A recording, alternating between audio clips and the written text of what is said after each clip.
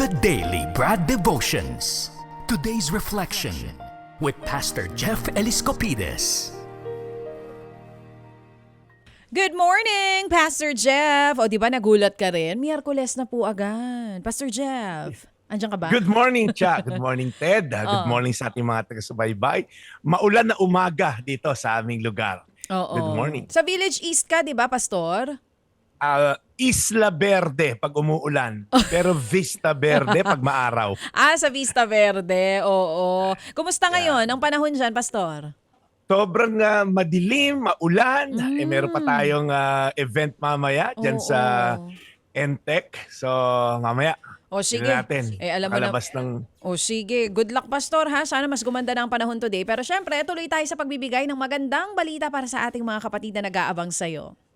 Yes. Happy viewing muna, Casey Baltazar ng Vanguard. Thank you for watching. And of course, aking pamangkin na si Jermaine at si Romel. So God is omnipresent. Yan po pag-uusapan natin ngayon, yung mga katangian ng Diyos. May mga pagkakataon po na kahit maraming tao sa paligid natin, alam niyo yung pakiramdam nyo para nag-iisa ka?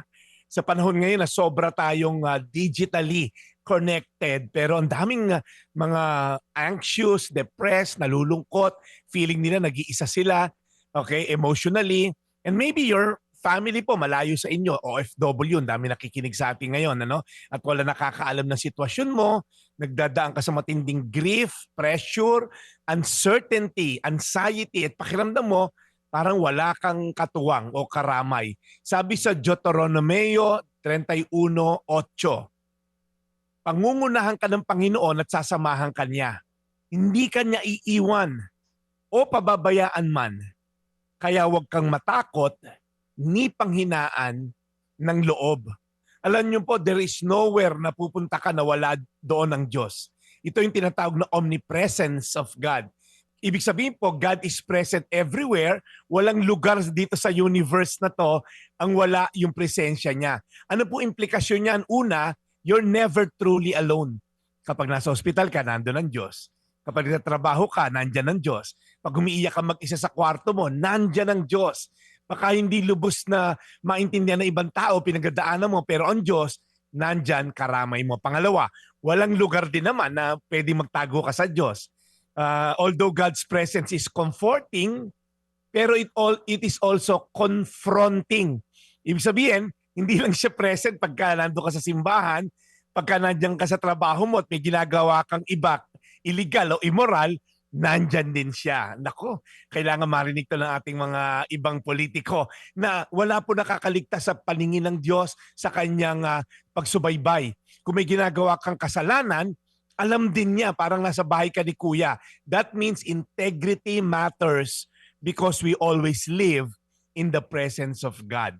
Kaya hindi tanong yung may nakakakita ba sa akin? Hindi. Ma-honor ba si Lord sa ginagawa mo even dyan sa secret? Kaya ito tanong ko sa atin ngayon. Kung talagang naniniwala ka na kasama mo ang Diyos, saan ka man naroroon, ano kaya yung magbabago sa paraan ng pagharap mo sa mga problema, paggawa mo sa pang-araw-araw na yung task, at sa tukso na kinakarap mo everyday, knowing that God is everywhere. Deuteronomio 31:8, pangungunahan ka ng Panginoon at sasamahan ka niya. Hindi ka niya iiwan o pababayaan man. Kaya huwag ka matakot ni panghinaan ng loob. Tayo manalangin, Panginoon. Salamat po dahil ikaw'y karamay namin, our ever-present help even in times of trouble. Tulungan niyo kami, Panginoon, sa mga laman at hamon ng buhay. Ngayon, Panginoon, may matindi na namang ulan, kinakarap ang mga kababayan namin. Tulungan niyo po sila mapaglabanan yung takot, yung gutom, yung hirap sa mga unos na dumadaan sa amin. At Lord, i-remind mo rin yung mga aming mambabatas na gumagawa ng mga batas, budget, mga nag-i-implement ng flood control and everything, Lord. I-remind mo sila na wala nakakaligtas sa iyong palingin, na you are present in everyday lives nila. Tulungan mo sila magkaroon ng conviction na gawin ng tama as a public servant. In Jesus' name, Amen. Amen indeed. Salamat na marami, Brad. God bless you more and thank you again sa mensaheng ito at aral na amin napakinggan. Alright, Brad, salamat muli sa iyo and sa mga nakikinig ngayon at ito ang inaabangan. Muli po, salamat po sa inyong pagtangkilik sa segment na ito. Thank you po, thank you. From the very beginning, nung pong ating unang broadcast dito, atin na pong kasama si Brad Jeff at kami po ay 6 na taon na ngayong pong buwan na ito. Practically Ang bilis, po, Brad Ted. Yes. Ang bilis ng panahon.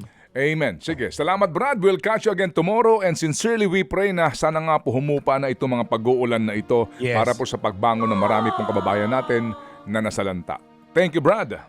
Yes, Brad Ted, i-remind ko lang ulit sila, yung libro natin, available po yan sa Shopee, Lazada at TikTok. Type nyo lang po, Pastor Jeff. Para araw-araw din na kapag kayo, muni-muni ng salita ng Diyos. Ayan.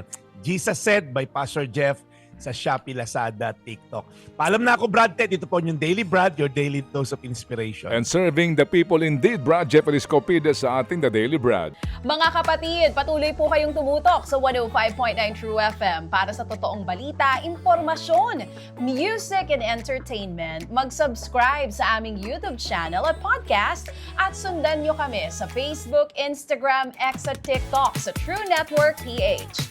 Bisitahin din po ang aming official website, truefm.ph. At panoorin din kami sa True TV Signal, Channel 19. Kami po ang 105.9 True FM.